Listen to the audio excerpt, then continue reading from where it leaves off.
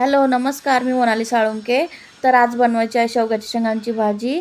तर त्याच्यासाठी लागणारे आपल्याला कांदा, कोथिंबीर, खोबरे, फुटाणे पण घेतले, अद्रक, लसूण आणि धने घेतलेत. शेवग्याच्या शेंगाचे साल काढून त्याला कट करून घेतलाय आणि पहिले पाणी ठेवलंय गॅसवर. त्याच्यात मीठ टाकलंय म्हणजे शेंगा पटकन शिजतात.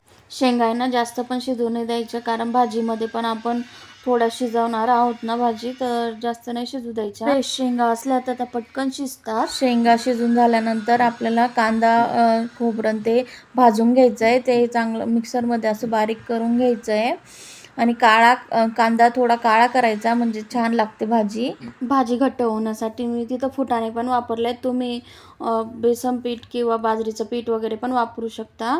कढईत 3 चमचे तेल घेतलं आहे आणि तेल चांगलं तापू द्यायचं. तेल चांगलं तापू द्यायचं आहे. त्याच्यातच आपल्याला वाटण केलेला मसाला टाकायचा असतो, कारण मग मसाले चांगले भाजले जातात. तर आता पहिले जिरं टाकलं मी तेलामध्ये आणि मग तो वाटण केलेला मसाला टाकायचा. जिरं बघा तेलात टाकल्यावर कसं लालसर झालं, तेव्हाच आपल्याला त्याच्यात मसाला टाकायचा असतो, म्हणजे मसाला चांगला भाजला जातो. आणि मसाल्याला चांगलं असं तेल सुटेपर्यंत चांगलं हलवायचं आहे. बघा आजूबाजूने कसं तेल छान सुटतं आहे. आमच्याकडे शेवग्यांची शेंगाची भाजी लाल मिरचीची पण करतात, शेंगदाणे वगैरे लावून, आणि अशी काळ्या मसाल्याची पण करतात. तर तुमच्याकडे कशी करतात ते पण कमेंट करून नक्की सांगा. तुम्हाला जर माझे व्हिडिओ आवडतात का ते पण कमेंट करून मला नक्की सांगा. तर आता बघा मसाला चांगला झाला आहे, तर त्याच्यामध्ये आपल्याला टाकायचं आहे काळा मसाला. तर काळा मसाला पण चांगला त्याच्यात मिक्स करायचा आहे आणि गॅस थोडा कमी करून घ्यायचा आहे, म्हणजे मसाला आपला भाजायला नको. आता त्याच्यामध्ये टाकायचं आहे आपल्याला धने पावडर. तर धने पावडरनी पण छान टेस्ट येते भाजीला. काळ्या मसाल्याच्या भाजीमध्ये थोडी कस्तुरी मेथी पण टाकायची, त्याच्याने पण भाजीला खूप छान टेस्ट येते. तर मला याच्यात थोडंसं लाल मिरची पण टाकायची होती, लाल मिरची पावडर.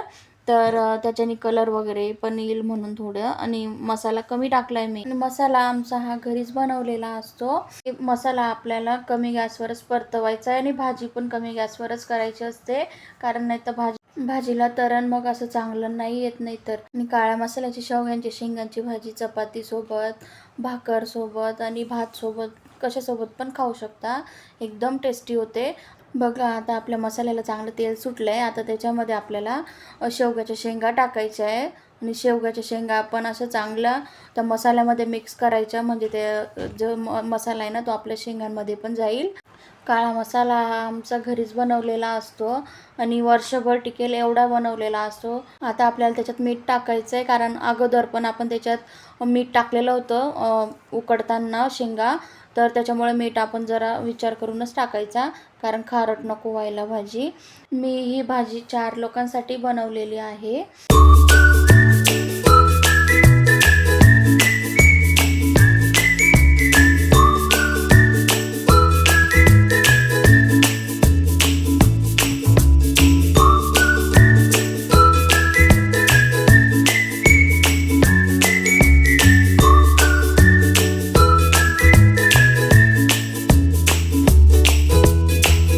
भाजीत पाणी टाकायचं आहे आपल्याला आणि पाणी गरम करून टाकायचं, म्हणजे भाजीचं जो तरण असतं ना ते नाही जाणार म्हणून. गरम पाणी टाकल्यानंतर पण भाजीला चांगलं उकळू द्यायचं आहे आणि कमी गॅसवर उकळू द्यायचं, म्हणजे भाजीचं तरण नाही जाणार. तर आपली भाजी रेडी झाली.